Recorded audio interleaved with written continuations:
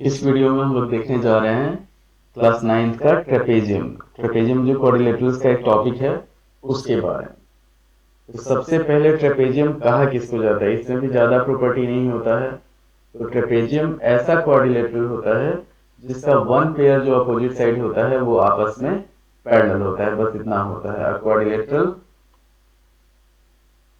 Having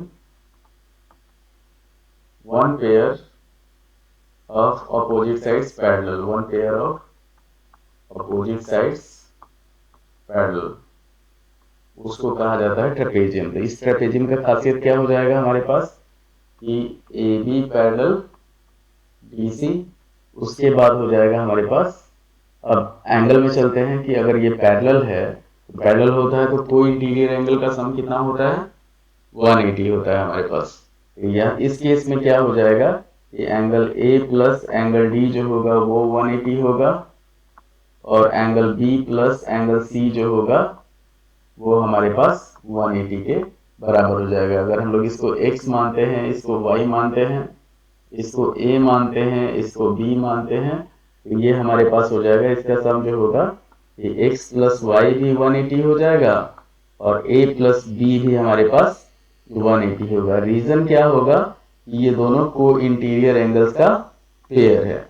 तो trapezium ऐसा quadrilateral होता है जिसका ईच पेयर अपोजिट साइड्स, नहीं, one pair of opposite sides जो होता है वो पैरेलल होता है। अब क्वाड्रिलेटरल का ही एक टाइप होता है जिसको हम लोग, मतलब ट्रेपेजियम का ही एक टाइप होता है जिसको हम लोग बोलते हैं आइसोसेलस ट्रेपेजियम। तो आइसोसेलस ट्रेपेजियम जो होता है वो होता है हमारे पास कि ऐसा नहीं, पहले इसमें हम लोग देख लेते हैं इसका डायगोनल का प्रॉपर्टी।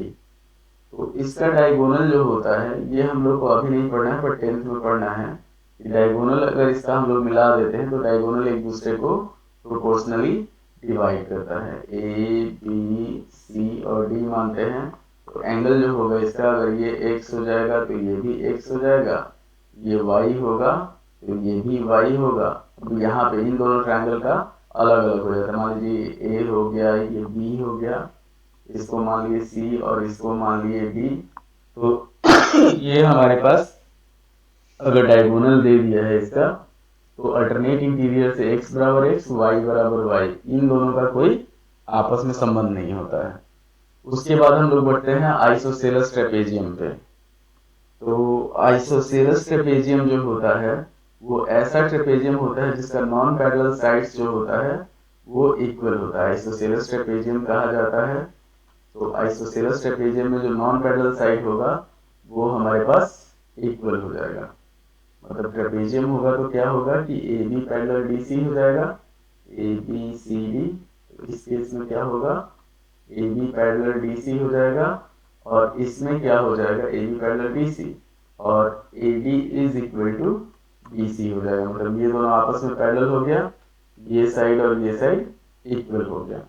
और आइसोसेलस ट्रेपेजियम का जो अपोजिट एंगल होता है उसका सम जो होता है वो 180 होता है। तो ये अगर आइसोसेलस ट्रेपेजियम है हमारे पास तो यहाँ पे एंगल ए और एंगल बी आपस में इक्वल हो जाएगा, और एंगल डी और एंगल सी जो होगा ये आपस में इक्वल हो जाएगा। मान लीजिए इसको x मानते हैं तो ये भी x हो जाएगा, ये y मानते हैं तो ये भी y हो जाएगा, और x प्लस y जो होगा वो हमारे पास 180 के इक्वल होगा। अब इसका अगर डायगोनल दे दिया है, मान लीजिए हमारे पास ये अगर कोई आइसोसेलस ट्रेपेजियम है जिसका डायगोनल दिया हुआ है, ये आइसोसेलस ट्रेपेजियम हो गया, और इसका डायगोनल दे दिया है हमारे पास यहाँ पे, इसको मिला दिया गया और इसको मिला दिया गया। तो ए बी सी और डी हुआ। एक तो प्रॉपर्टी ये ऊपर वाला हो गया हमारे पास। सेकेंड प्रॉपर्टी क्या हो जाएगा कि अगर इसको, इसका डायगोनल एक दूसरे को ओ पे इंटरसेक्ट कर रहा है तो ये दोनों इक्वल हो जाएगा। मतलब O A is equal to O B हो जाएगा और O C is equal to O D हो जाएगा। ये चीज होगा, मतलब ये आपस में इक्वल हो गया और ये दोनों आपस में इक्वल हो गया। इसमें एंगल अगर हम लोग लेके चलेंगे, अच्छा इसमें क्या हो जाएगा, ट्रायंगल ए ओ डी जो होगा ये कॉन्ग्रुएंट हो जाएगा ट्रायंगल बी ओ सी के, और ये दोनों दो आइसोसेलस ट्रायंगल होगा जिसका एंगल इक्वल होगा। मान लीजिए ये x है तो ये भी x हो गया, ये भी x हो गया हमारे पास, ये भी x हो गया, ये a हुआ तो ये भी a हो जाएगा, ये b होगा तो ये भी b हो जाएगा, इतना ध्यान रखना है। तो आइसोसेलेस ट्रेपेजियम ऐसा ट्रेपेजियम होता है जिसका वन पेयर जो अपोजिट, मतलब एक पेयर तो पैरेलल होगा ही अपोजिट साइड का, और जो नॉन पैरेलल साइड होगा वो हमारे पास आपस में इक्वल हो जाएगा, इसको ध्यान रखना है। तो ये आइसोसेलेस ट्रेपेजियम का प्रॉपर्टी हो गया। और ऊपर वाला हमारे पास ट्रेपेजियम का प्रॉपर्टी हो गया। तो ट्रेपेजियम में ज्यादा प्रॉपर्टी नहीं है कि एक ऐसा क्वाड्रिलेटरल जिसका एक पेयर अपोजिट साइड जो होता है वो पैरेलल होता है, उसको ट्रेपेजियम कहा जाता है। तो अगर साइड पैरेलल होगा तो को इंटीरियर एंगल्स अगर हम लोग लेके चलते हैं तो को इंटीरियर एंगल का सम 180 होता है। उसी कारण यहाँ पे x और y और a और b जो होता है दोनों का सम 180 हो जाता है। इसका डायगोनल जो होगा एक खासियत होता है कि अगर हम लोग लेके चलते हैं, यहाँ पे o लिख लेते हैं, तो OA by OC is equal to OB by OD हो जाएगा। इसका दोनों जो इंटरसेक्ट करेगा एक दूसरे को प्रोपोर्शनली इंटरसेक्ट करेगा। उसके बाद हमारे पास आइसोसेलेस ट्रेपेजियम होता है। आइसोसेलेस ट्रेपेजियम ऐसा ट्रेपेजियम होता है जिसका वन पेयर जो नॉन पैरेलल साइड होता है वो इक्वल होता है।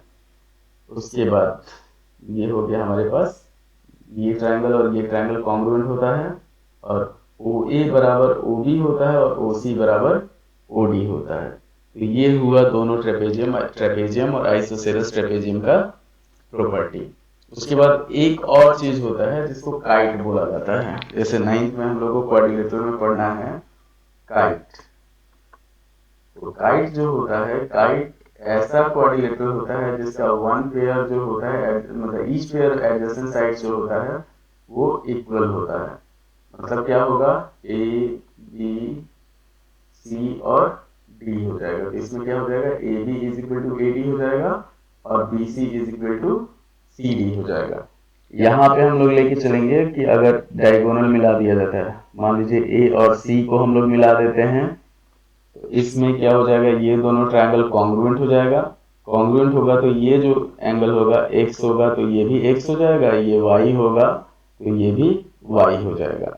अब इसको अगर BD को मिला देते हैं तो ये आइसोसेलेस ट्रायंगल हुआ, मान लीजिए ये A हुआ तो ये भी A हो गया, और ये B हुआ तो ये भी B हो गया। इसका डायगोनल जो होता है एक दूसरे पे परपेंडिकुलर होता है, और एक डायगोनल जो होता है वो बाइसेक्ट होता है। तो ये काइट हो गया। तो काइट का प्रॉपर्टी हो गया हमारे पास AB is equal to AD और BC is equal to CD हो गया।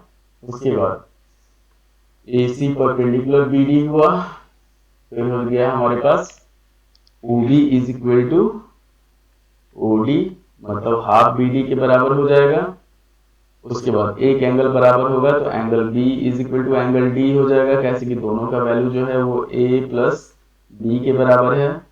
एक पेयर अपोजिट एंगल जो होगा वो बाइसेक्ट होगा, मतलब हो जाएगा हमारे पास angle BAC is equal to angle DAC। उसके बाद हो जाएगा हमारे पास, और angle BCA is equal to angle DCA हो जाएगा। तो काइट जो होता है ऐसा क्वाड्रिलेटरल होता है जिसका ईच दो पेयर एडजेसेंट साइड्स जो होता है वो आपस में इक्वल रहता है। उसके बाद हम लोग कुछ मिड पॉइंट थ्योरम जो होता है उस पे कुछ मतलब फिगर फॉर्म होता है कि जैसे कोई भी क्वाड्रिलेटरल होगा जिसका डायगोनल एक दूसरे पे परपेंडिकुलर होगा।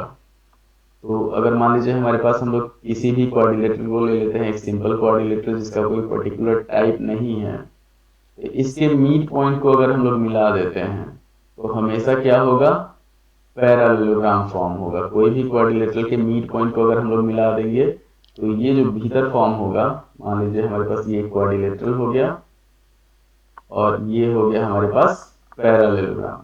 अब इसका खासियत क्या होता है कि अगर डायगोनल जो होगा, अगर डायगोनल हमारे पास, डायगोनल के साइज पे डिपेंड करेगा कि अगर डायगोनल नॉट इक्वल है तो फॉर्म करेगा पैरेललोग्राम, अगर डायगोनल इक्वल है तो वो हो जाएगा रेक्टेंगल। ठीक, डायगोनल अगर एक दूसरे पे परपेंडिकुलर है तो वो फॉर्म करेगा रोम्बस, और डायगोनल एक दूसरे पे परपेंडिकुलर एंड इक्वल है तो वहां पे हमारे पास फॉर्म होगा स्क्वायर। भीतर वाला जो पैरेललोग्राम है उसका टाइप चेंज होते जाएगा। तो हमेशा डायगोनल पे डिपेंड करेगा। और अगर डायगोनल इक्वल है, डायगोनल इक्वल है तो वो रोम्बस बन जाएगा। डायगोनल अगर सिर्फ इक्वल है तो वो हमारे पास रोम्बस बन जाएगा। ये चीज ध्यान रखना है। तो ये हो गया मिड पॉइंट थ्योरम के हिसाब से। उसके बाद हमारे पास क्या हुआ, ट्रेपेजियम का प्रॉपर्टी हो गया, काइट का प्रॉपर्टी हो गया। तो ट्रेपेजियम में दो टाइप का ट्रेपेजियम होता है, एक सिंपल ट्रेपेजियम होता है और एक हो जाता है हमारे पास आइसोसेलस ट्रेपेजियम। तो उम्मीद है कि आपको ये क्वाड्रिलेटरल का जितना भी प्रॉपर्टी है, मतलब क्वाड्रिलेटरल के टाइप में जितना भी प्रॉपर्टी है उसका, मतलब इस वीडियो के साथ उसका जो प्रॉपर्टी हुआ वो कंप्लीट हो गया। अब उम्मीद है कि आपको वीडियो पसंद आएगा। अब सॉल्यूशन सीरीज स्टार्ट होगा। तो सॉल्यूशन में जो होगा क्लास 9th के लिए, इतना ध्यान रखिए, क्लास 9th का इस चैनल पे क्या मिलेगा आपको, क्लास 9th का और क्लास 10th का कंप्लीट वीडियो मिलेगा। तो कंप्लीट वीडियो में क्या होगा, एक एनसीईआरटी सीरीज होगा, एक हमारे पास आर एस अग्रवाल सीरीज होगा, आर एस अग्रवाल का सीरीज होगा। तो इसका चैप्टर बाय चैप्टर और एक्सरसाइज बाय एक्सरसाइज मिलेगा आपको। क्लास 10th का एनसीईआरटी का, फिर आर एस अग्रवाल, फिर आपका सैंपल पेपर, ये सारा अपलोड होगा धीरे धीरे सैंपल पेपर। तो अभी रिवीजन का समय है, जैसे क्लास 10th का एग्जाम नजदीक है, क्लास 9th का भी फाइनल एग्जाम जो होगा वो नजदीक ही होगा। तो उसके हिसाब से आपका कंटेंट अपलोड हो जाएगा होगा। अब जब भी हम लोग कॉन्सेप्ट वीडियो बनाएंगे तो कॉन्सेप्ट वीडियो शॉर्ट वीडियो होगा, और जो भी एक्सरसाइज का वीडियो होगा वो फुल एक्सप्लेनेशन के साथ। आपको मान लीजिए कोई भी एक क्वेश्चन को सॉल्व करने में अगर आधा घंटा समय लगेगा, अच्छा है, जब तक आपका कॉन्सेप्ट क्लियर नहीं होगा तब तक ये वीडियो आपको, मतलब उस उतना देर का वीडियो होगा। तो जब भी एक्सरसाइज बनेगा तो एक्सरसाइज का वीडियो कॉन्सेप्ट उसमें ज़्यादा यूज होता है, तो जो जो कॉन्सेप्ट यूज होगा वो सारा कॉन्सेप्ट आपके साथ चलेगा। एनसीईआरटी भी होगा, आर एस अग्रवाल भी होगा। उसके बाद क्लास 8 का जो होगा, तो 8 का मेन टॉपिक, अभी मेन टॉपिक जो होगा उसका वो होगा, और उसमें जो स्पेशल एक्सरसाइज होगा जिसमें बच्चों को ज़्यादा प्रॉब्लम होता है उसका वीडियो अपलोड होगा। तो हमारे चैनल पे बने रहिए, लाइक कीजिए, शेयर कीजिए, सब्सक्राइब कीजिए। धन्यवाद।